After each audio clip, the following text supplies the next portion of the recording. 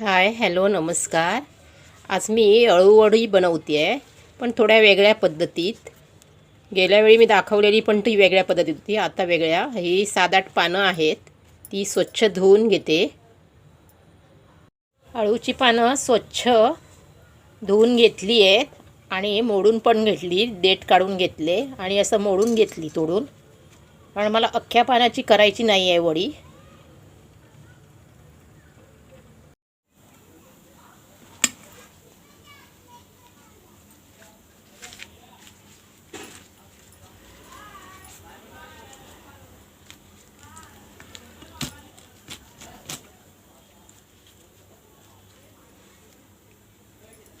अळू मी विळीवर कापून घेते बारीक.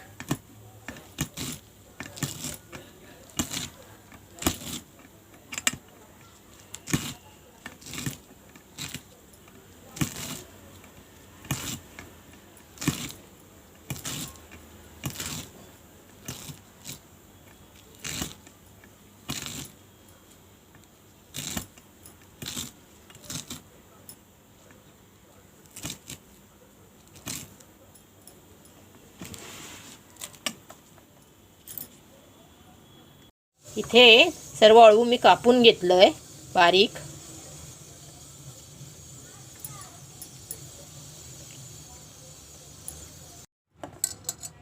इथे मी 1 वाटी बेसन घेतलंय.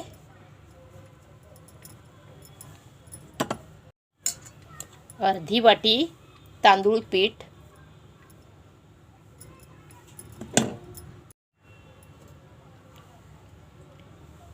एक चमचा मालवणी मसाला, 2 मोठे चमचे तीळ,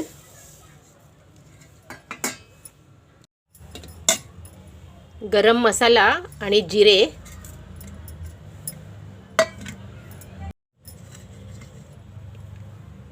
चिमूटभर हळद पावडर,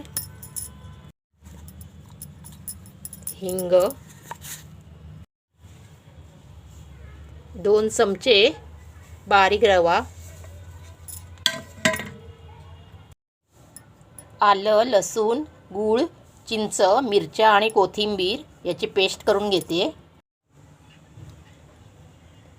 ही आलं लसूण गूळ चिंच याची पेस्ट केली आहे ती घालून घेते. अर्धा चमचा मीठ टाकून घेते. आता हे सगळं मिक्स करून घेते.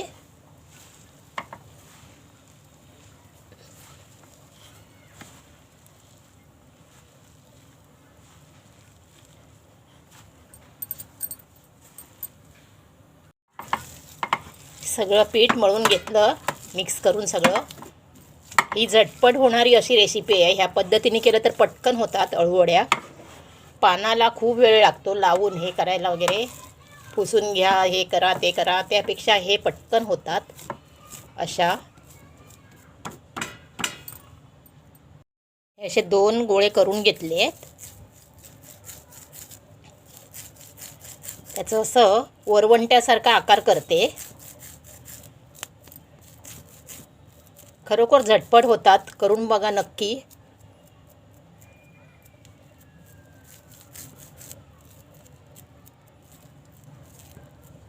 असे दोन्ही रोल करून घेते. हे 2 रोल करून ठेवले आहेत. आता मी एका प्लेटला तेल लावून उकडत ठेवते. एका प्लेटला तेल लावून घेतलंय आणि आता हे रोल याच्यामध्ये ठेवते. प्लेटमध्ये ठेवले आहेत. इथे मी एक कढई गरम करायला ठेवली आहे आणि त्याच्यावर ही चाळण ठेवली.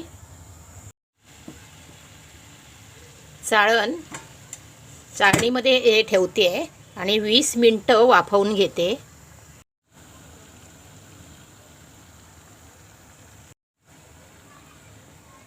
झाकण ठेवून देते आणि 20 मिनिटं वाफवते.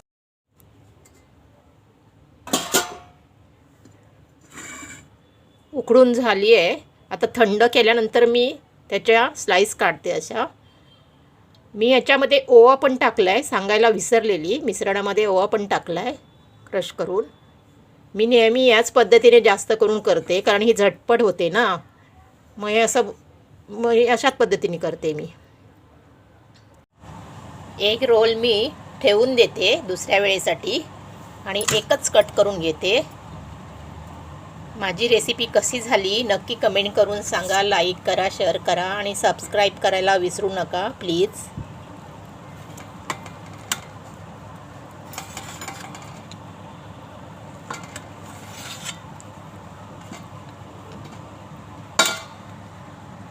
सगळे आता हे फ्राय करून घेते. इथे मी कढई गरम करायला ठेवली, त्याच्यात तेल घालून घेतलं आहे 2-3 चमचे. इथे मी घालून घेते सगळे.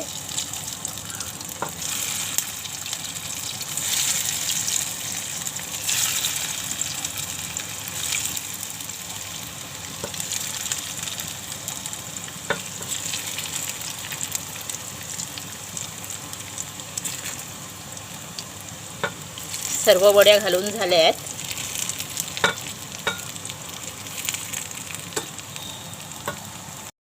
एक बाजू चांगली खरपूस भाजून घेते आणि मी सॅलो फ्राय करते. डीप फ्राय पण करू शकता, पण मी सॅलो फ्राय करते आणि मीडियम गॅसवर करते आहे. फ्राय करून घेते, त्यामुळे कुरकुरीत होतात. स्लो ठेवला तर तेलकट होतात आणि मोठा ठेवला तर आतमध्ये कच्चे राहतात. इथे मी सगळे पलटवून घेतले आहेत. आता दुसरी बाजू चांगली शेकवून घेते.